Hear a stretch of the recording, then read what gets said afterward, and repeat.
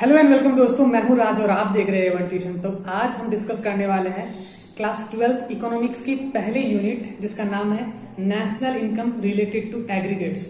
बहुत लोगों ने रिक्वेस्ट किया कि सर आप इकोनॉमिक्स में वीडियो बनाइए। तो देखो होता क्या है, स्टेट बोर्ड यानी कि एसएक के लिए ये वीडियो है स्पेशली। तो यहाँ पे ना इस साल क्या हुआ, जो सिलेबस है वो बाद में आया, कुछ बुक्स पहले इशू हो गए। तो कुछ भी कोई भी एक ऐसा बुक नहीं है कि जो ना आपको सिलेबस के हिसाब से बहुत अच्छे तरीके से नोट्स और क्वेश्चन जो ना प्रोवाइड करवा दे। तो इसीलिए मैं आज ये वीडियो बना रहा हूँ। मैं आज पहली यूनिट की नोट्स और क्वेश्चंस बहुत अच्छी तरीके से शॉर्ट और सिंपल भाषा में आप लोगों को समझा दूंगा और पीडीएफ भी आप लोगों को जो ना प्रोवाइड करवा दूंगा। कोई भी डाउट हो, कोई भी दिक्कत हो तो कमेंट सेक्शन में जरूर कमेंट करना, या फिर आप मुझे इंस्टाग्राम पे भी फॉलो करके पूछ सकते हैं। इंस्टाग्राम का लिंक मैं आप लोगों को डिस्क्रिप्शन में दे दूंगा, ठीक है। और आगे आने वाले टॉपिक्स हमें किस चैप्टर के ऊपर, किस सब्जेक्ट के ऊपर बनाना चाहिए, ये भी कमेंट सेक्शन में लिखना ना भूलिएगा। तो चलिए फटाफट देर ना करते हुए इस वीडियो को स्टार्ट करते हैं। तो सबसे पहले ना सिलेबस को ही देख लेते हैं। तो सबसे पहले सिलेबस में देखोगे national income and related aggregates. तो यहाँ से देखो सबसे पहले मैक्रो इकोनॉमिक्स के मीनिंग्स और जो है ना कुछ major sectors in an economy, जैसे कि हाउस होल्ड, फॉर्म, गवर्नमेंट और एक्सटर्नल, ये आपको मैक्रो इकोनॉमिक्स चैप्टर से पढ़ना है, यानी कि मैक्रो इकोनॉमिक टॉपिक से पढ़ना है, ठीक है। मैं बताऊंगा डिटेल में, टेंशन मत लो।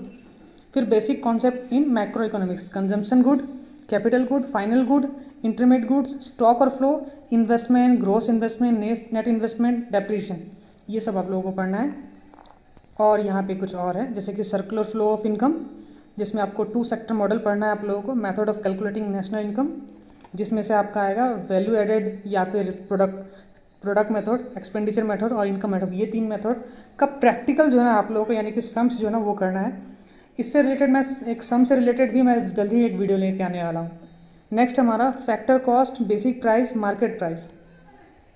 उसके बाद related aggregate related to national income, वहाँ से आप लोगों को जीएनपी, एनएनपी, जीडीपी, एनडीपी, ये सब आप लोगों को पढ़ना है, जहाँ पे आपको personal income, personal disposal income, national disposal income, private income, real and nominal GDP and welfare के बारे में आप लोगों को पढ़ना है, ठीक है।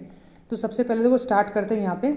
सबसे पहले जैसे हम लोगों ने डिस्कस किया था कि 4 सेक्टर ऑफ इकोनॉमी ना, तो ये टॉपिक बहुत इंपॉर्टेंट है। ये जहाँ पे मैंने मार्क लगा रखा है या फिर जहाँ पे मैं मार्क लगा रहा हूँ, समझ लेना कि वो टॉपिक बहुत ज़्यादा इंपॉर्टेंट है इस साल के लिए। तो 4 सेक्टर इकोनॉमी में से सबसे पहला हमारा आएगा house hold sector. House hold sector जो है स्पेशली हमारा यहाँ पे इंक्लूडिंग गुड्स एंड सर्विसेज है। यहाँ पे सारे जो फैक्टर ऑफ प्रोडक्शन है ना वो हाउस होल्ड यानी कि ओनर्स ही होते हैं, हाउस होल्ड ही ओनर्स होते हैं फैक्टर ऑफ प्रोडक्शन के। दूसरा जो हमारा प्रोड्यूसिंग सेक्टर, यहाँ पे इसको हम एंगेज किया गया प्रोडक्शन एक्टिविटी से।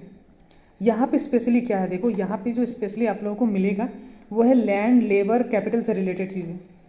तो for production of goods and services firm क्या हायर करते हैं, लैंड, लेबर और कैपिटल हायर करते हैं, ठीक है, from the house hold sector. Next topic हमारा गवर्नमेंट सेक्टर। तो गवर्नमेंट सेक्टर में क्या है देखो, तो गवर्नमेंट सेक्टर में सबसे पहले देखो तो गवर्नमेंट सेक्टर क्या करते हैं, engaged in maintaining law and order, defence and other services in public welfare. तो यहाँ पे गवर्नमेंट का बहुत बड़ा रोल होता है। और नेक्स्ट जो टॉपिक है हमारा एक्सटर्नल सेक्टर। एक्सटर्नल सेक्टर को हम लोग रेस्ट ऑफ द वर्ल्ड के नाम से भी जानते हैं। यहाँ पे ज़्यादातर एक्सपोर्ट और इंपोर्ट ऑफ गुड्स से रिलेटेड काम होते हैं, जो भी फ्लो ऑफ कैपिटल होता है between domestic economy and the other economy. उसके बाद यहाँ पे जैसे ये वाला कुछ समरी है, ये 4 टॉपिक्स पढ़ लेना, household, producing sector, government sector और एक्सटर्नल सेक्टर। मैक्रो इकोनॉमिक्स का मतलब क्या है अच्छे से उसको पढ़ना है। Who are the macro economics decision maker, इसको पढ़ना है, ठीक है। उसके बाद ये नोट्स मैं प्रोवाइड करवा दूंगा, ठीक है। उसके बाद ये क्वेश्चन बहुत ज़्यादा इंपॉर्टेंट है, 4 sector of economy in an from macro economics point of view. तो इसको पढ़ना है, जो ऑलरेडी हम लोगों ने ऊपर डिस्कस कर लिया है, ठीक है। उसके बाद और कुछ क्वेश्चंस हैं, ये सब सारे क्वेश्चंस। अब देखो एक एक टॉपिक को डिस्कस करते हैं जो मैंने सिलेबस में बताया था, फाइनल गुड। तो फाइनल गुड्स का मतलब क्या है, वो गुड्स जो रेडी टू यूज़ है, जैसे कि पेन, पेंसिल जो आप इस्तेमाल कर रहे हो that is ready to use, उसको हम लोग फाइनल गुड्स कहते हैं।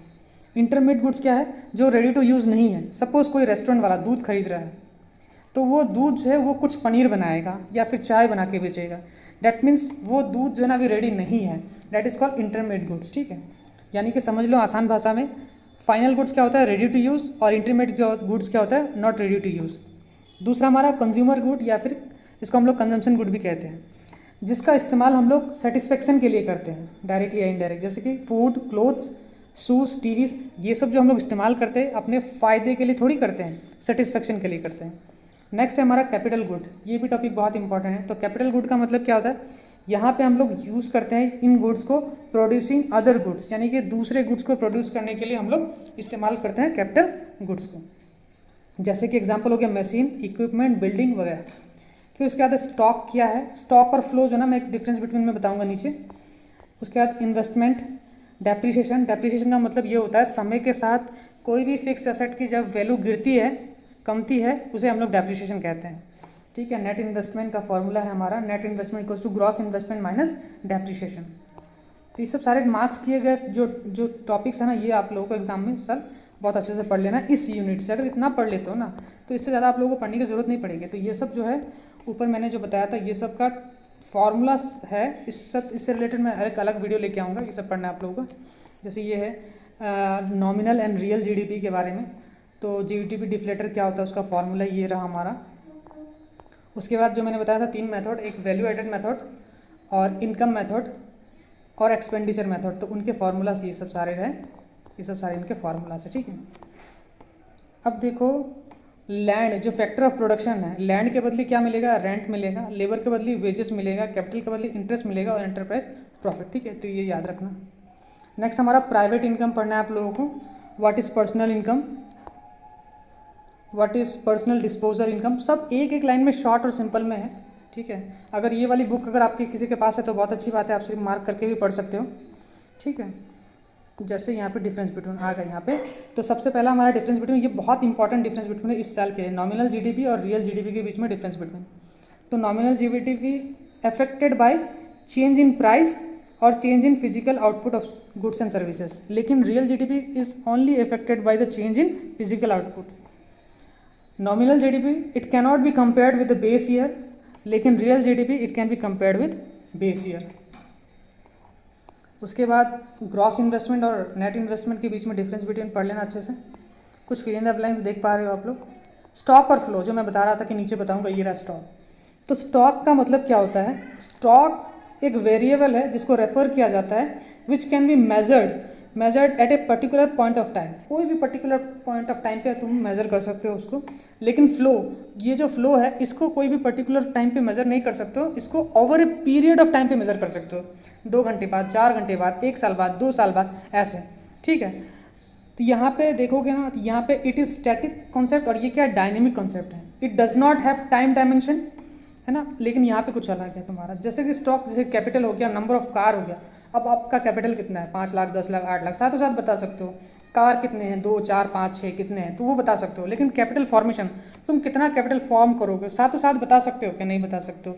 Production of capital, car production बता सकते हो क्या, कितना होगा, अभी नहीं बता सकते, है ना। एक ओवर ए टाइम हम लोग बता सकते हैं कि हाँ 2 महीने में इतने कार प्रोड्यूस हो सकते हैं या फिर इतना प्रोड्यूस हुआ था।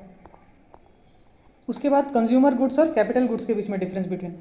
तो कंज्यूमर गुड्स में क्या है, देखो ये गुड्स है ऐसे जो ह्यूमन सेटिस्फेक्शन के लिए इस्तेमाल किया जाता है, लेकिन कैपिटल गुड्स है ना वो ह्यूमन सेटिस्फेक्शन के लिए डायरेक्टली नहीं, इनडायरेक्टली इस्तेमाल होता है।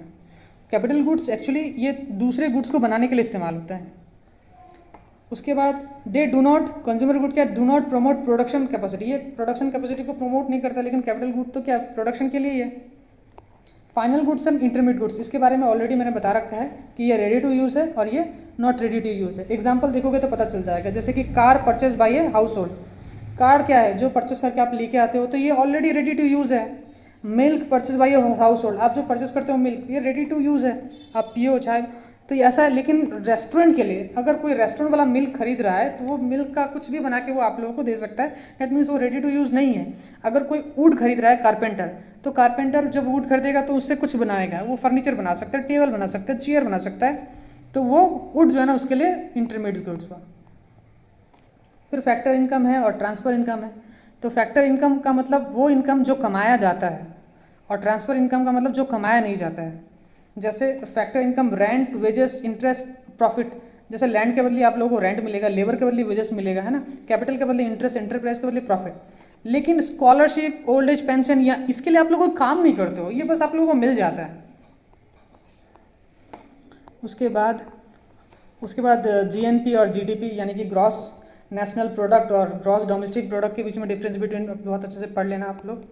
डिफरेंस बिटवीन दे रखा है, प्रॉब्लम हो तो बताना, फिर एक वीडियो बना दूंगा distinguish between personal income and private income के बारे में। पर्सनल इनकम क्या है, प्राइवेट इनकम क्या है, इसके फार्मूलास याद कर लेना, फार्मूला से रिलेटेड प्रैक्टिकल्स आते हैं, ठीक है। इन सब सारे टॉपिक्स को जो ना आप लोगों को इस पहले यूनिट से आप लोगों को पढ़ना, साथ ही साथ और भी बहुत सारे क्वेश्चन हैं, इसको चाहो तो आप लोग सॉल्व कर सकते हो।